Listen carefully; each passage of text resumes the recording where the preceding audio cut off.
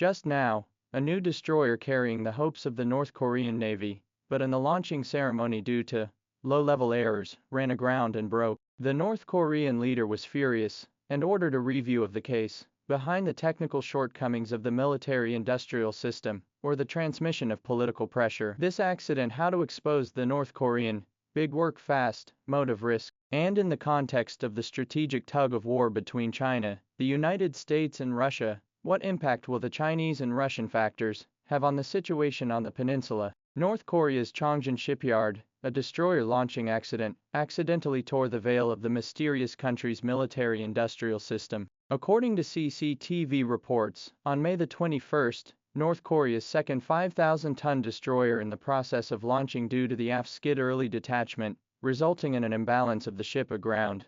The bottom of the ship broken into the water. The DPRK leader, who witnessed the accident on the spot, made a rare public rebuke, characterizing the incident as a criminal act, saying it was entirely caused by carelessness, irresponsibility and unscientific empiricism, which undermined the dignity and pride of the DPRK. It also demanded that the repair be completed and a judicial investigation be launched before the plenary session next month. Behind this series of tough statements, reflecting the deep-seated contradiction in the DPRK's military development, in the context of limited resources and weak technology, the pursuit of political gift project, and the actual combat capability of the huge gap between. From the technical details, the accident was directly caused by the side-slip launching operation error. This traditional technique requires the ship's hull to be kept parallel to the water, but Chongjin shipyard clearly lacks experience in the operation of large tonnage ships. It is worth noting that the shipyard's previous record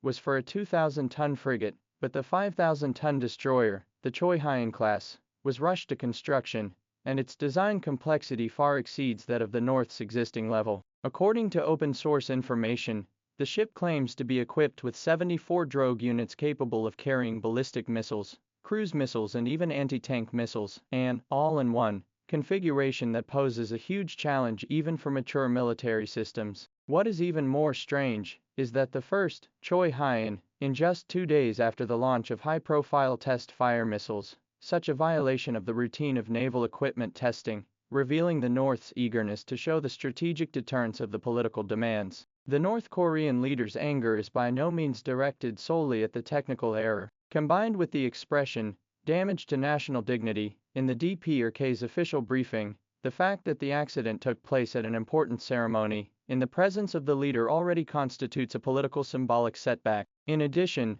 the DPRK's Ministry of Munitions Industry, Ship Design Institute and other core departments have been named as accountable, suggesting that the accident may have involved a failure of cross-system coordination. Analysis suggests that the DPRK's military-industrial system has long suffered from compartmentalization, in which institutions compete for limited resources, often exaggerating technical feasibility while ignoring systemic risk assessment. This mechanism in the ballistic missiles and other single-point breakthrough field can still work, but in the need for multidisciplinary collaboration of large-scale naval projects, the shortcomings are exposed. The Chinese factor is not directly visible in this case, but it is a potentially influential variable. It should be noted that the Chongjin shipyard uses a side-sliding platform technology that has its origins in China's aid to the Democratic People's Republic of Korea, DPRK, in the 1990s.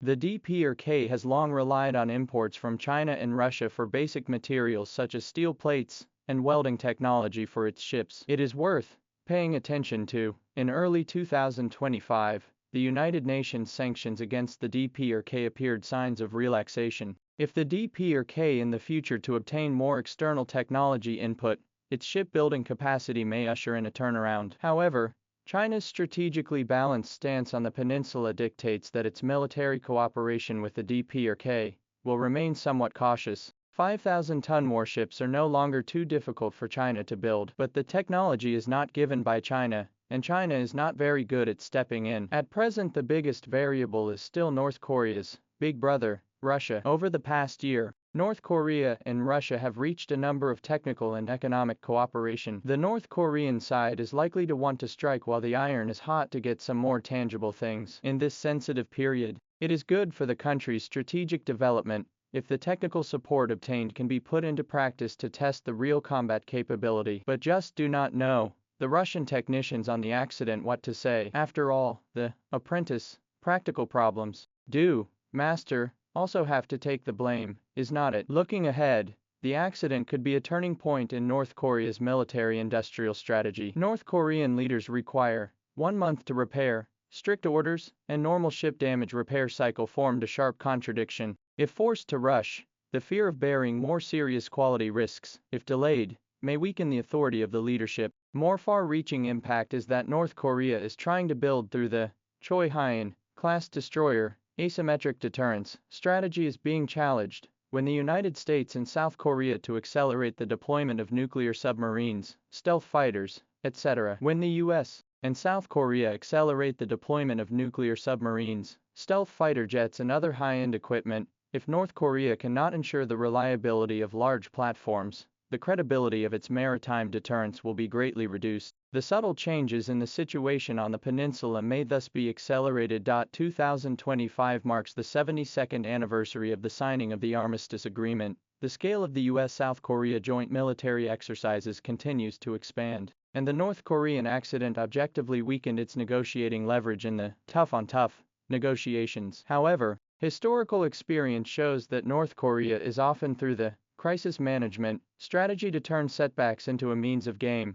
Do not rule out the future of its external damage. For the characterization of the accident, the opportunity to strengthen internal mobilization, and even in other military fields to implement retaliatory show of strength. For China, we need to be vigilant about the impact of the escalation of tension on the peninsula on the security pattern of Northeast Asia, especially in the Taiwan Strait and the South China Sea. Under the background of the strategic resources of the US, the unpredictability of North Korea may become a new variable of regional stability. This seemingly accidental launching accident, in fact, is to observe the logic of North Korea's institutional operation of the excellent sample. When the big work fast collide with the scientific management, the DPRK is facing a profound contradiction between the modernization of military construction and the traditional mode of governance. In the increasingly fierce competition among major powers, every technical setback or breakthrough of the DPRK may become a subtle weight to rewrite the strategic balance.